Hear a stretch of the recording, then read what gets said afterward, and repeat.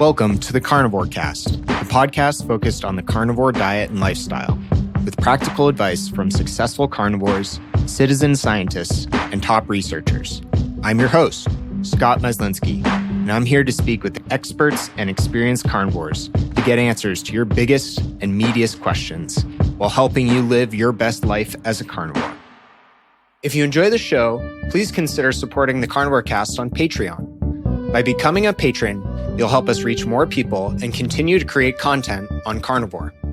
There are also exclusive perks available, such as private Q&As, consultations with me, and more.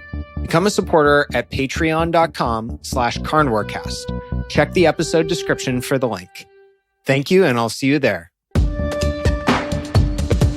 Bronson Dant at Bronson Dant 72 is the founder of Apex Training System, an at-home functional fitness and coaching system that helps people get stronger, healthier, fitter, and gets them excited about fitness again through direct access to a coach, exercise videos, weekly workouts, accountability, and community support from others.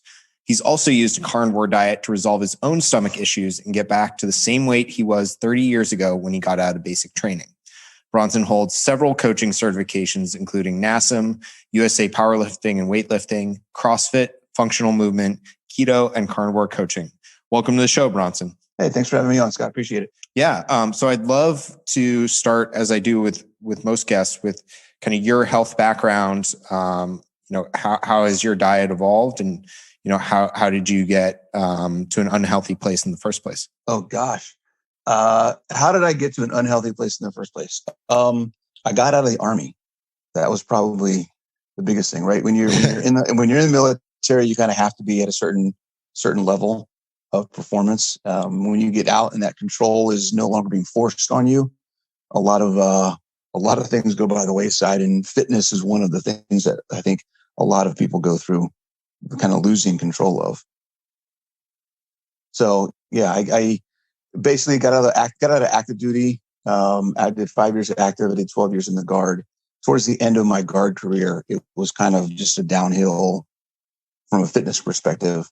I was getting close to 40. Went to the gym. I did the normal, 2-3 days a week. It was more of a social thing though than it was actually lifting or doing any exercise. And to kind of check that box. Yes, I'm doing something for my health. I'm happy. I'm doing something doing whatever I need to do.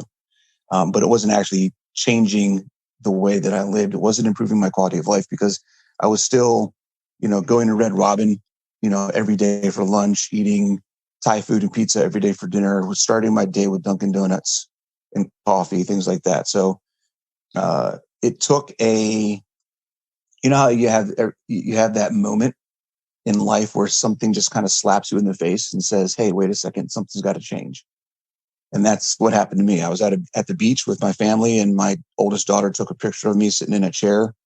And I looked at the picture later that day and I was like, whoa, wait a second. Hold on. That's not right. There's something wrong here. And that picture kind of started the process. It was a long journey from there, but that's really what kind of turned my mindset around, turned me around into I'm not good where I am. I need to try and better myself and improve myself. Interesting. So that was kind of your wake up call. Yeah, there wasn't at the time. At the time, I didn't know what I didn't know, and I didn't realize that my quality of life was as poor as it was. Looking back now, this is almost 10 years ago. Looking back now, I'm like, oh my gosh, I can't believe how poorly I was. How sad my. That's really interesting. But you don't see it when you're in it.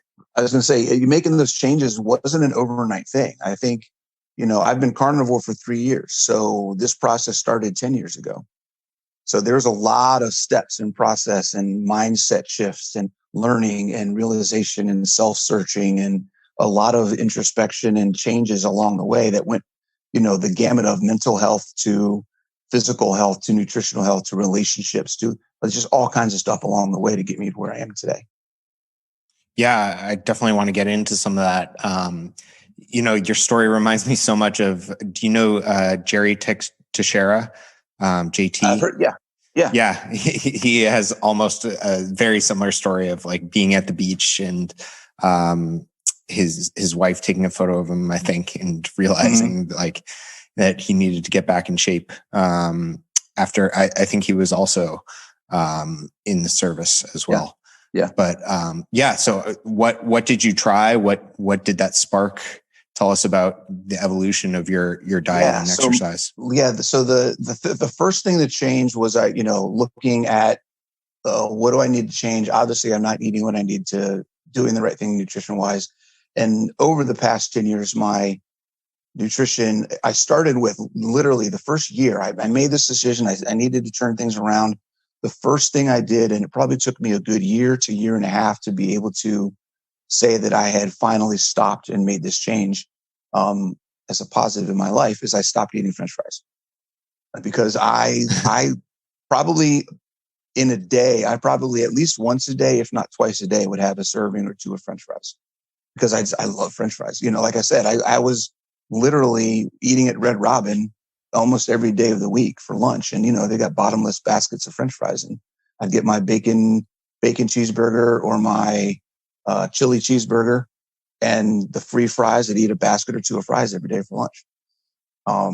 So that was the first thing. I got to stop eating French fries. So it took me about a year and a half to get to a point where French fries weren't a thing for me anymore. And then from there, it was a process, a little bit of cutting back on alcohol, more of a switch to like a Whole30 mentality. So had a couple of years of kind of doing Whole30, slowly moved into more of a paleo, no sugar. I did a sugar. This is the next big thing. So in this whole process, 3 years carnivore, about 5 years ago, I did a 21-day sugar detox. I don't know if you've heard of that program. Yeah. So I did the 21-day sugar detox. My wife at the time was a 21-day sugar detox coach, and she was doing it. So I figured, okay, I'll do it too. And we were already pretty much low sugar, sugar-free. So that part of it really wasn't a big deal. What changed was I was drinking 3 to 4 glasses of bourbon a week, right? So 3 or 4 days a week, I'd come home from work, have a glass of bourbon, kind of relax and chill out after dinner. And that was it. So it's not like I was drinking a lot, but it was consistent 3 to 4 glasses a week. In 3 weeks, 21 days of no alcohol, I lost 10 pounds of body fat. I didn't lose any lean mass. Wow. I lost 10 pounds of body fat in 3 weeks just by stopping the alcohol. And that is really when, like, not just light bulb went off. I got struck by lightning. Like, it was like, okay, I need to understand this. That's where I got this drive of wanting to learn and understand how all this stuff works, because it just didn't make sense to me that making something that minor of a change could have been that drastic in my life. Yeah, sometimes that's all we need is a small change. And I really encourage people when I provide advice or coaching to them to start with the smallest change possible that you can sustain. Yes. It sounds like that worked really well for you. Absolutely. Sustainability is the key. And keep it simple, right? The KISS process, right? Keep it simple, stupid, is so powerful when it comes to someone who wants to make a change in their life from a quality of life perspective, because there are so many aspects that can affect your quality of life. If you try to make too many changes at once, you're going to get overwhelmed. You're going to lose track. You're going to get disappointed. You don't know where to look for progress, and it just becomes overwhelming and you end up stopping. Yeah, absolutely. So sustainability is key. Do what works for you and you can maintain. It doesn't have to be and this is where this is the one thing I don't like about social media, is there are so many people out there doing so many different things that people get caught up in trying to do all of them, because, well, all these people are doing all these things, I have to do all these things too. No, you don't. I'll tell you that right now, you absolutely don't. Find what works for you for now. Do that until it becomes routine.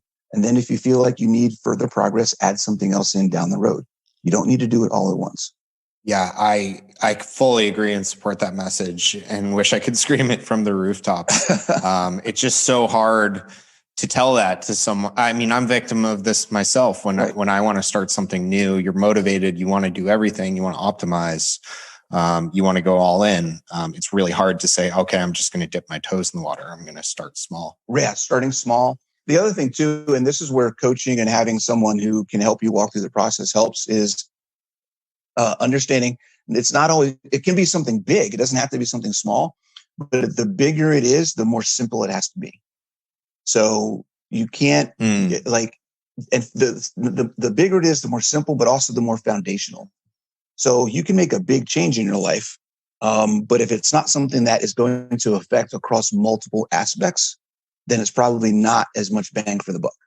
Yeah. Right. You're going to get way more benefit. And this is a conversation that I've had recently with some groups of people that they really, it was like, it's like they got struck by lightning with this conversation.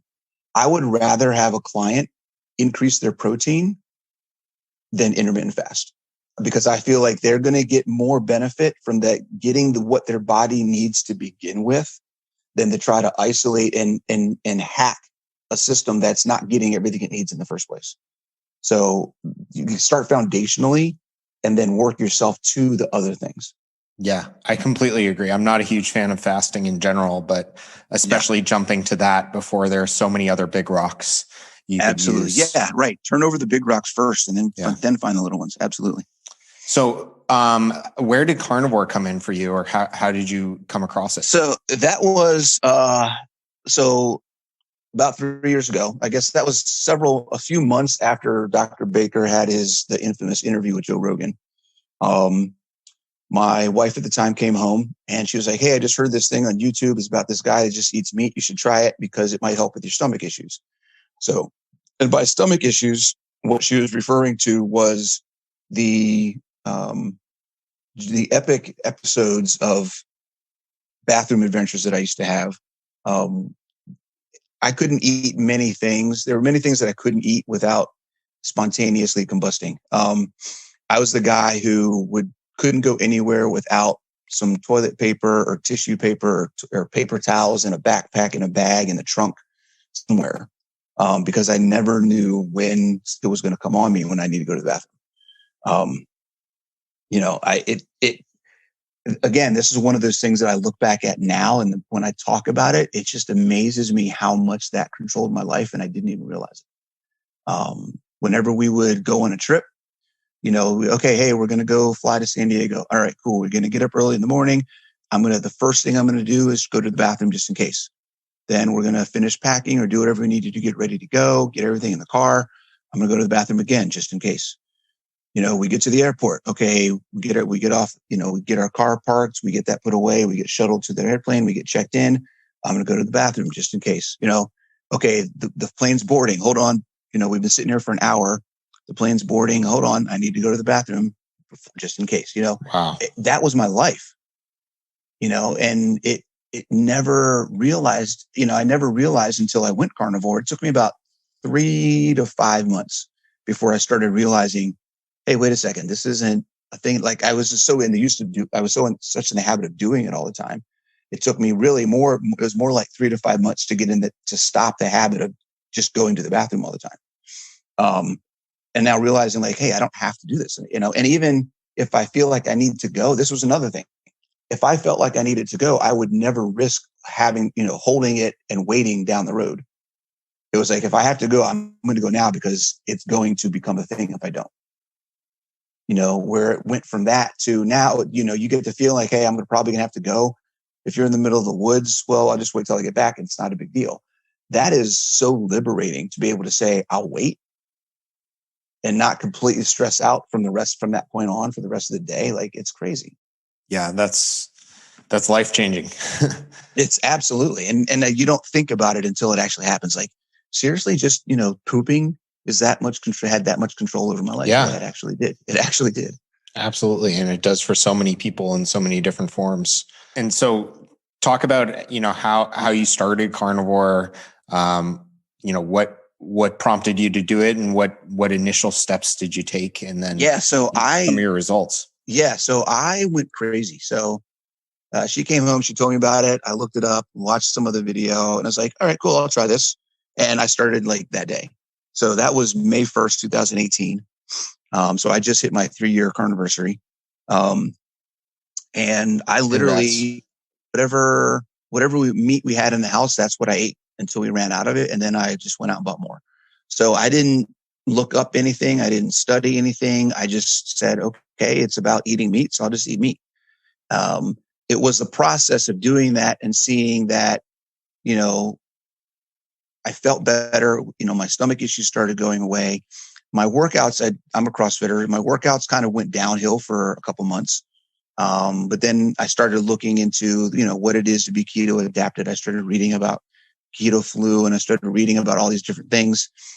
I did a ton of research over that time. The first 3 months, I was doing nothing but research and reading absolutely everything I possibly could about keto and carnivore, just so I could understand what to expect and kind of where I was going with things.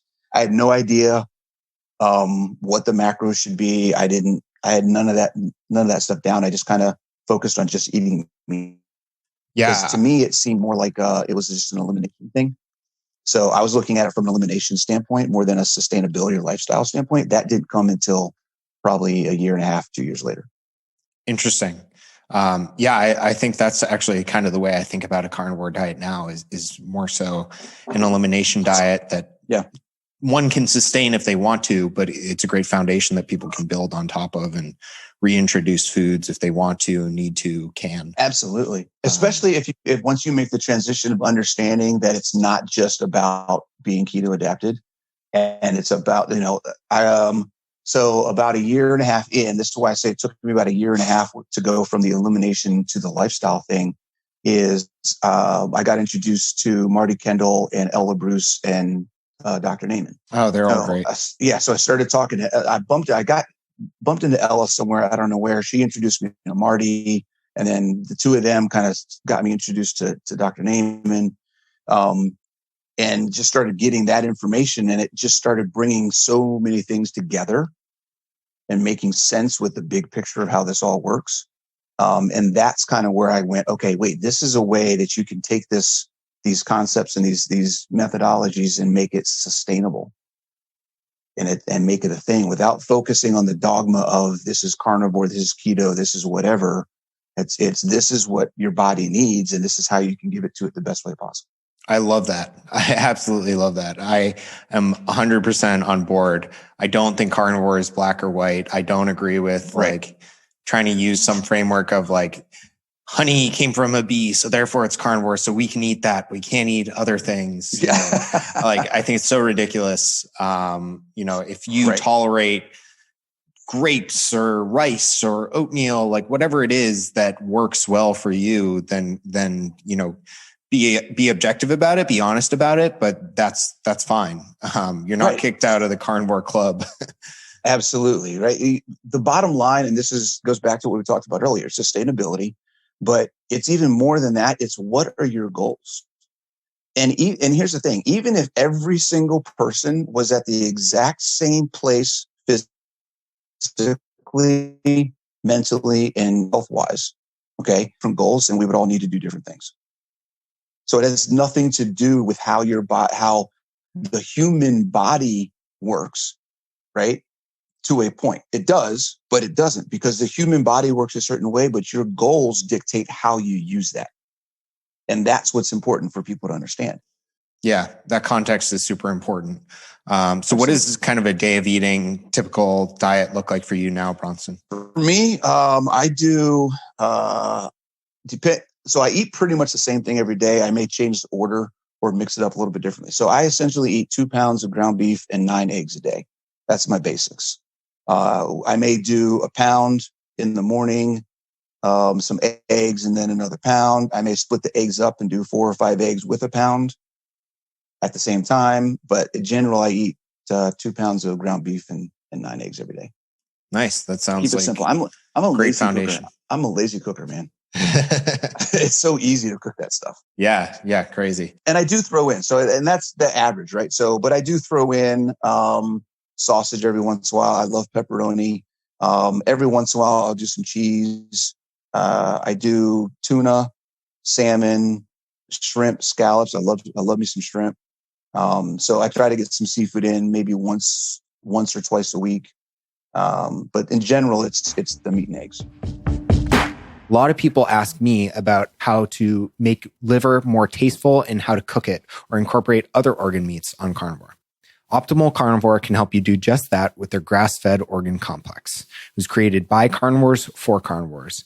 They start by sourcing 100% grass-fed organ meats from New Zealand, gently freeze-drying the organs and encapsulating them into convenient bovine gelatin capsules. Just 6 of these capsules a day is the same as eating an ounce of raw organ meat. I personally take these every single day, as does my wife. Even though we both eat liver and other organ meats, our ancestors would have eaten the whole animal. And this unique blend has 9 different organs, including beef liver, brain, thymus, kidney, spleen, etc. And I think it's great to get a daily dose of these organs when you can. So it covers all your bases, whether you're at home or traveling. What's also cool is they plant a tree for every product sold, which helps the environment. So visit www.optimalcarnivore.com/carnivorecast and use the code carnivore10 to receive 10% off your purchase. Thanks, and back to the show. Let's talk about the fitness side. Sure. First of all, it really is. Yeah.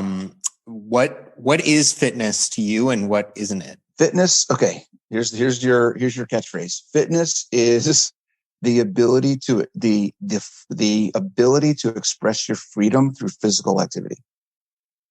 That's fitness.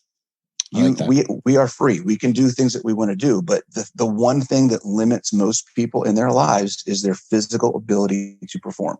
Most people don't have that ability.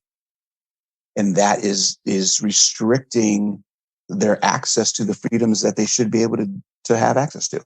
You know, someone says, "Hey, let's go on a hike." You're like, "I can't. I won't be able to make it." "Hey, let's go do this. Hey, let's go do that. Hey, I want to play with my kids. I want to play with my grandkids. Go take the kids for a walk. I'll play with the dog." You know, I get tired. I might get hurt. I don't have the energy. I'm wore out today. Whatever it may be. You know, I threw my back out yesterday when I was trying to do X, Y, or Z. I was in the car and I reached back to get something and I threw my shoulder out. Like there's so many different things that mess people up from the physical aspect that really shouldn't if they were doing the things they needed to take care of themselves. So yeah. Fitness is about quality of life. It's not about six packs. It's not about looking good. It's not about having a beach body. All of those things can be the result and the side effect of being in shape. If you are fit, you're going to look fit. Right? But just because you try to look fit does not mean you are fit. And that's a whole nother discussion concept that blows people's minds, right? If you look at most Instagram models, if you look at some of the fittest looking people that you have access to see on social media, most of them are living a super, super unhealthy lifestyle. Yeah, that's definitely true in a lot of ways. And I like that definition. My wife, Marissa, often says, I'm working out so I can get out of a chair when I'm 80. Absolutely. Absolutely. And that's what it's about. My mother is 68. I think she just turned 68. 68. Yeah. She just turned 68 this year. And she's been a client of mine as a personal trainer or when I owned a CrossFit gym. And she follows my online program and has a gym at her house she works out in. But she's 68 years old. Her favorite thing to do is deadlift. She's always asking me, "How come we haven't deadlifted yet this week?" That's awesome. I'm like, we'll get there. It's okay. We'll get there, you know? And that is what I want for everyone, to be 67, 80, 75, 100, whatever, and be able to do those things. You know, I go hiking with her. She's almost 70. I go hiking. We went hiking for like 6-7 miles a couple weeks ago, and she probably could have gone another 6-7 miles. No problem. That's incredible. And she's carnivore too, by the way. Very cool. And why do you think fitness is just as important as nutrition? A lot of people say, nutrition is 80%, 90%. Why do you think it's more important? I think it's 50-50. And it's crazy, the dogma that people get, but no, it's all nutrition. Yes, it is all nutrition if the only thing you're worried about is losing weight. You can lose weight, you can lose fat 100% without doing any exercise. That's absolutely true. The issue with that is one color spectrum that of many that you're missing out on if you just focus on that. The spectrum of quality of life is more than just fat loss. It's more than just weight loss. It has to do with your strength, your power, your endurance, your agility, your flexibility, your body's ability to have stamina and recover from activity, your body's ability to handle and manage stress. I mean, all of these things. Nutrition can improve the systems to a point that will make some of those things easier, but it will not make those characteristics that are physiological in nature better. That's where fitness comes into play. Yeah. Fitness allows you to handle and prepare your body for external stress. Nutrition improves and fixes internal stress. Yeah, that's well said. And why is it a bad idea to focus so much on fat loss? I feel like that's such a central part of all the media around both diet and fitness today. Yeah. The mindset around fat loss, the way that I look at it is a mindset of restriction. You're thinking about restricting calories, everything in moderation, right? Cardio is the way to go. So you focus on things that aren't really helping you improve your quality of life, right? Doing cardio 45 minutes to an hour a day, and that's it, isn't helping you improve your quality of life, right? It increases the stress of you're trying to do something. It's the same thing as trying to look fit versus being fit. You're trying to do things to get a result you want without fixing the systems or improving the processes that would get you there in the end game anyways. So you're doing things backwards. If you focus on building lean mass, if you focus on quality of movement, if you focus on metabolic conditioning, and you build those processes up, not only will you lose fat, not only will you lose inches, but you will improve all the other aspects of fitness that will enable you to express your physical freedom, your physical ability, and do the things that you want to do, not just look good. How do you get people excited about that when they come to you and they say, I want to lose fat, I need to get 10 pounds off, I need to get 5 pounds off, and they want to be a client? How do you get them interested in those foundational health and how you define fitness markers and goals? Yeah, I think it's a discussion of asking a lot of questions, like what's their why? A lot of people come to making changes in their health and fitness because they say they want to lose fat. Okay, losing fat is what they think they want based on why they want it. When you understand the why and you start digging into why they want to lose fat, then there's a lot of mindset things, self-image issues, abilities, performance. There's a myriad of different reasons why people think losing fat is the key. When you start digging into the why, you understand what their motivations are, and you can tie that back into quality of life, because 99% of them are quality of life issues, and explain to them what quality of life is and get them to make those connections for themselves. Then they start seeing that the process of losing fat is a result of fixing their quality of life. When they fix their quality of life, then things will be better in a much broader sense, and things will be a lot better, not just skinnier. Yeah, that makes a lot of sense. I so often have people come to me asking about fat loss, or they're even more specific. They're saying, I've cut down to this amount of calories. I'm fasting this much. I'm working out this much. What protein to fat ratio do you think will help me lose the last bit of fat? I'm stalled. Right. And I take a similar approach to you. I try to have them zoom out. I say, why do you think you need to do all these things to lose fat? Yes, why are absolutely. you trying to lose fat so desperately? Absolutely. Like, it sounds like you're putting yourself under a lot of stress. What are you doing to manage your recovery and your stress levels? Absolutely. And it's just scary that there's so much predatory marketing and businesses out there, that if someone is looking for more and more ways to make their life stressful and difficult in the to lose fat, they can find it. Right. Well, and honestly, you just kind of clicked on something that I've used before in the past. Is I've had people come to me and say, "Hey, just like you just said, I'm going to tell you that you can eat as much as you want. Here's your guidelines for what I want you to eat, and I'm going to tell you can eat as much as. Here's the list. You can eat as much of this as you want. I want you to eat until you're absolutely stuffed every day." And they look at me like, "What are you talking about?" I'm like, "Yeah, I just want you to eat. I want you to eat. Just keep eating. Don't stop eating unless you absolutely feel like you have to."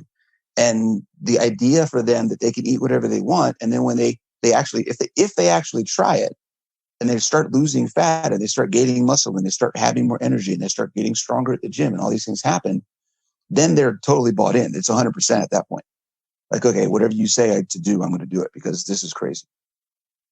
Because they've been starving themselves for so long. I've worked with people that were starving themselves for so long that even without working out, just getting them the protein that they need every day, they started gaining mass and losing fat without even working out, and that just, it kind of makes them second guess everything that they've ever learned. And that is what I want, because most people come to me with bad information. So if I can get them to second guess and say, wait a second, maybe he's telling me something here that's going to work, that's different than everything I've ever tried. Because I think Dr. Tro said this, or maybe he stole it from somewhere. He said, obese people are experts at dieting. They're experts at dieting. They know how to diet because they tried everything. Yeah. I think that was Dr. Tro that said that. It's not a matter of not having tried things. People have tried all kinds of stuff. None of it None of it works, and none of it sticks. So when they find something that's sustainable, that makes sense, that doesn't restrict their lifestyle and is focused on growth and improvement, which is the difference between focusing on fat loss versus lean mass gain, which is where I try to focus people. Focusing on gaining lean mass is such a mindset shift of growth and improvement and performance and quality of life. And it's not about restriction and moderation and cutting things out. Yeah. And Bronson, so how about the Apex training system? Tell us a bit more about it. What is it? How did you develop it? It's had a couple more metamorphoses. I started it so the whole carnivore thing, that's kind of where I got the name from, was being an Apex predator. And initially it was when I owned a CrossFit gym a couple years ago. I wanted to start a program for men over 40 to kind of go through the same process I did, get their health and get their nutrition under control, get their fitness in line, have a program, have a group that they can work with. I ended up selling my gym and moved this to an online coaching platform. And then COVID hit and kind of restructured everything for me. And now basically I'm no longer focusing on just men over 40. I've opened it up. It's anybody that needs help. Personally, I kind of focus to anybody over 40. So I'll be 48 at the end of this month. I'll be 49 at the end of this month. And that's kind of, I've been there. I've done that. I know what you're going through. It's been a 10-year process for me. I didn't start this process until my late 30s. So I know what it's like to be in that 40 over 40 age and feel like you have no idea what's going on and how to make your life better.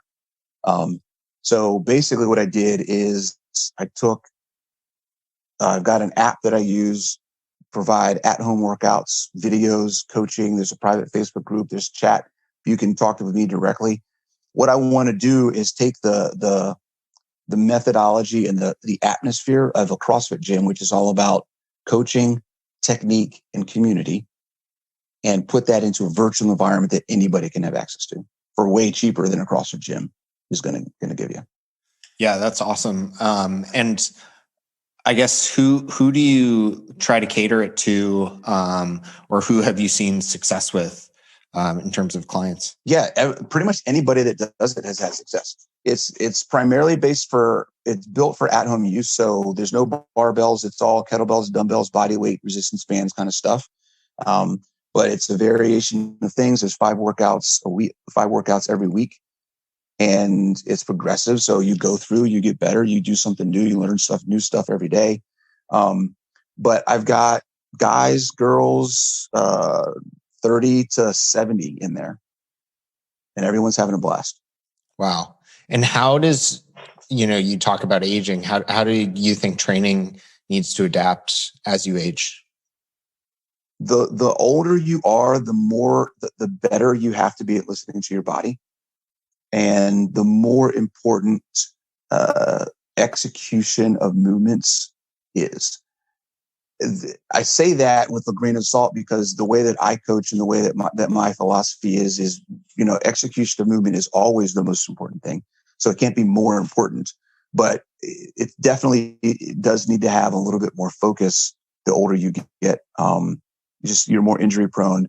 The more you focus on technique, the more you actually engage more muscles, and it's better. It's easier to build muscle without the stress of incorrect movement.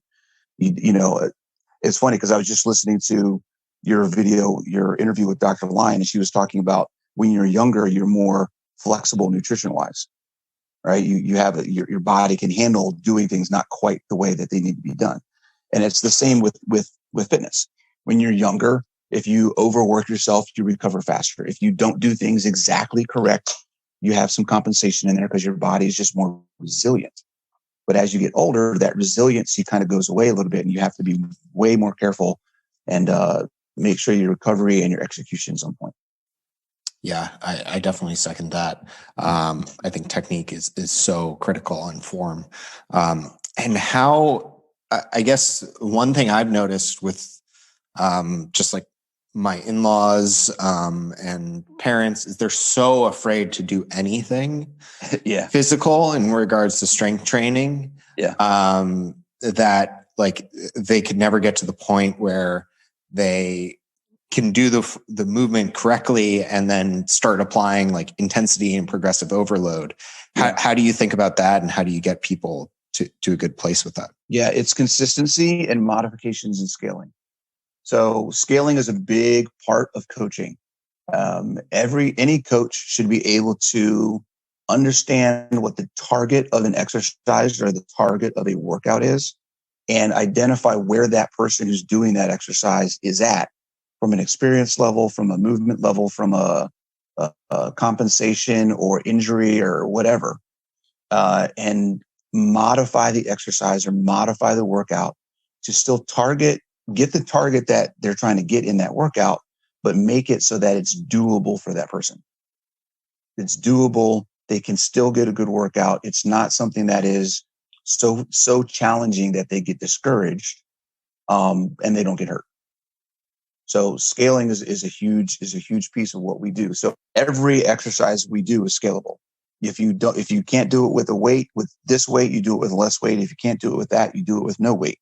If you can't do it with no weight, then we adjust the movement itself. So there's always an option. There's always a way to make something happen. And that's where coaching, you've got to, it amazes me how many people will get we have we bring our cars to mechanics. We bring our computers to computer people. We have someone come fix our plumbing, our electricity, our roof. We have a handyman for the house. But we think we can do our fitness ourselves. If you don't know and you're scared of what could happen if you do something wrong, get help. Yeah, I completely agree. I mean, I have a coach, and I fully believe in investing in fitness, and I think it's a health investment. It's a safety investment. Makes a ton of sense. Yeah, and it's something that gives you a security blanket. It gives you that backstop, of I trust this person. They're not going to have me do something that's going to hurt me. And hopefully you have a coach who's going to educate as well. One of the biggest things about a good coach is they're not just going to tell you what to do, but they're going to explain to you why it's important and how it's going to help.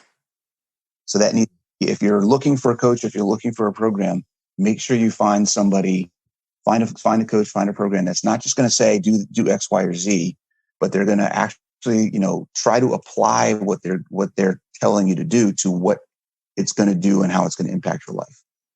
That's great advice. super important. And do you provide any type of nutritional advice, guidance as a part of the program, or do you leave that up to people separately? Yeah, I talk about nutrition a lot, more from just what my basic methodologies are. The program itself is fitness focused. Yep. Because there are so many people out there, particularly in the keto carnivore space, that are doing nutrition. I felt like I have a better opportunity to help people on the fitness side, because there isn't anybody in the keto carnivore space talking about fitness from a real person's perspective. We have people that are bodybuilders. We have people that are power lifters in the keto carnivore space. But we don't have anybody who is, hey, I'm 45 years old and I just want to get off the couch and play with my grandkids. And that's where I fit in. Yeah, that's awesome. Know your space. I think I